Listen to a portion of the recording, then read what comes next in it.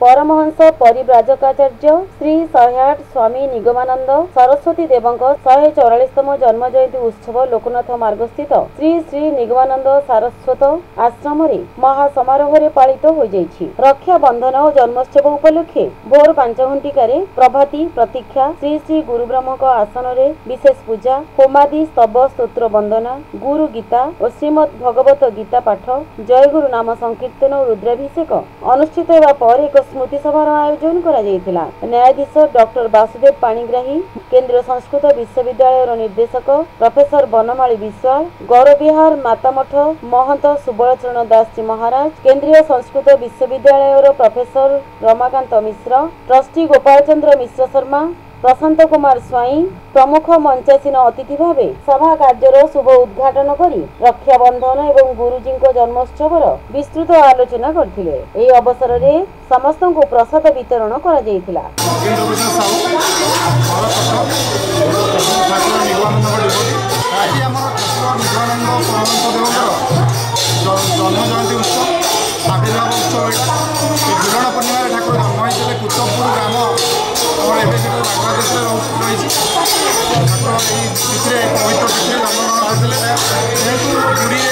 आसिकिना रही टाइम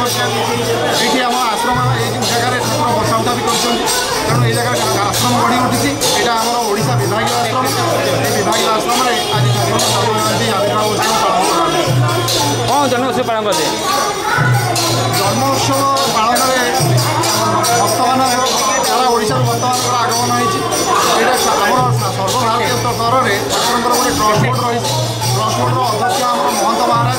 स्वामी ब्रजेशानंद सरस्वती महाराज आमर आश्रम अध्यक्ष होती डॉक्टर स्वामी शंकरानंद सरस्वती महाराज जहाँ तत्वावधान आज उत्सव पालन कर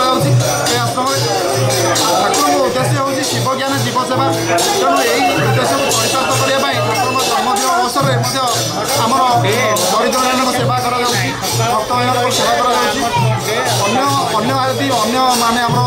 जलस्रोत कार्यक्रम कराए रथयात्रा समय जल सेवा अन्नदान सेवा